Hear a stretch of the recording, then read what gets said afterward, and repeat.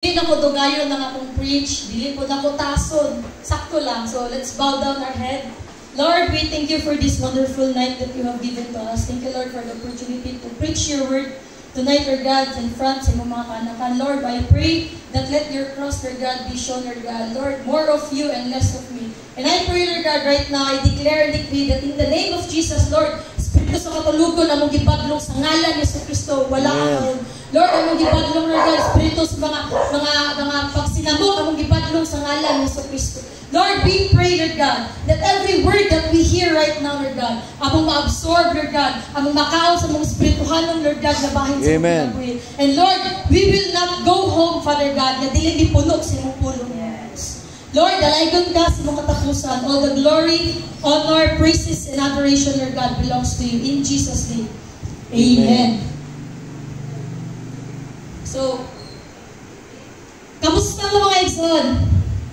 Okay kaayo. Nayuban, okay lang. Nayuban nga, sakto lang. Nayuban nga, okay kayo. Di ba? Amen. Makaibala na to ang isa ka situation sa isa ka person sa iyang tinubagan. Depende sa iyang tono sa tinubagan. Ikaw, kamusta ka?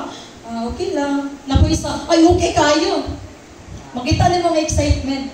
Pero, ang ako i-share sa inyo, Exxon, karon, alam mo, Lord, gusto ta ko mag-preach ato laging Sunday, kaso, yung panalanginan man ko sa Ginoo, yung padagyan to ko nagsikihor. Nilaag ko sa ako ang uncle, Exxon, ni natin si John. Nilaag ko silang side, dala vacation na dyan siya. So, blessed ko kayo, nakabot ko dito nga safe, nakita na po na balik sila, and then, nalingaw ko, kaya nga ko ang vacation leave, ako dyan siyang nasulit. Kung wala na dyan ko, di ba, niulit ko karoon yung ting skwela pa, ting trabaho pa, dili pa siya bakasyon. Pero ako siya gituyo tumod kay kung ting bakasyon na, lahat na po ang schedule sa mga kay, lahat na pa ning dili na estudyante, no? So, alam mo nga, Lord, gusto ba dyan ko mag-preach ka, so, nadala dyan po si Kihor. So, alam ko nga, kasi magwali pag-overnight ang host ba? Siya nga ang host. So, alams na. So, salamat sa ginawa na nga. Naka-preach ko, gusto dyan ko, daw dyan ko gusto i-share sa inyo nga. Dili ko gusto ako lang ang makabalo, dili ko gusto ako lang ang ma-bless. Gusto ko ma-bless mo in your own way nga, makita din yung i-bless dyan po ko sa Ginoo. Amen. Overnight prayer meeting. Why do we need to pray? Ngano kailangan natawang po, my son? Mayon ka word nga nag-pray, many times ka makabasa sa Bible. Kung pila ka beses giingon dito ang mag-ampo. Bitaw, why do we need to pray? Hindi tapat, why do we need to pray? Why do we need to pray? Kung sa Bisaya pa, ano kailangan natawang po? Bakit kailangan? Why do we need to pray? It's because we are in a battle. Ganina, gi-share sa akong mama nga gi-atake siya sa kaaway sa physical. You know, so we are in a battle. A spiritual battle. A battle nga dili ang imong spiritual ay dili ang imong physical na makita, but ang imong spiritual. Kung saan ang pagkabalo nga you're in a battle in the spirit realm. How will you know? You will know if you have the Holy Spirit of God. Kung wala kay balaan na Espiritu sa Ginoo, you will never distinguish the Spirit of God from the Spirit of the kaaway, of the enemy. That's why we need to pray because we are always in a battle. Di ba ganina, gingon? Dagan, nalipay dyan ko sa Ginoo kay isang pagkadaadlaw, dagan kayo, disgrasya, mo hawak ko sa trabaho, mabalik ko, ma-safe. And so, kala pala Exxon nga pasalamat nga testimony. Kinabuhi. Imagine niyo mo ba, natulog lang, wala ka mata.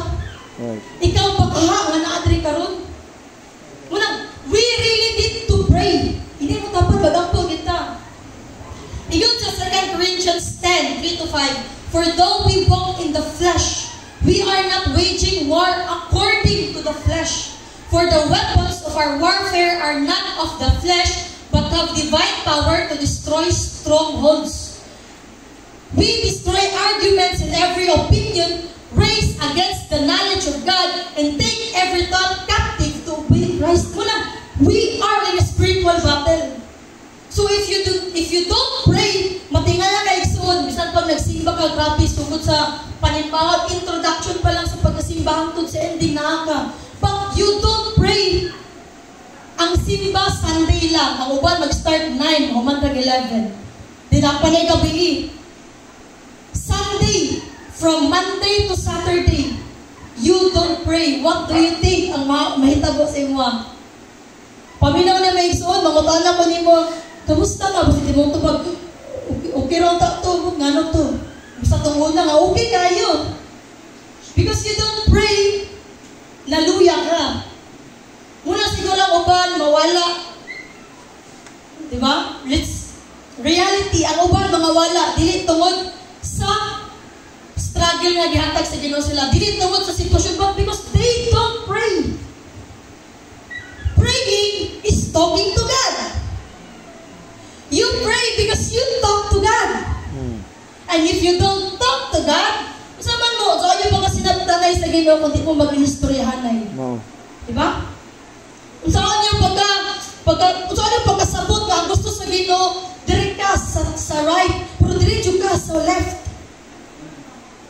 You don't talk to God because you are not praying.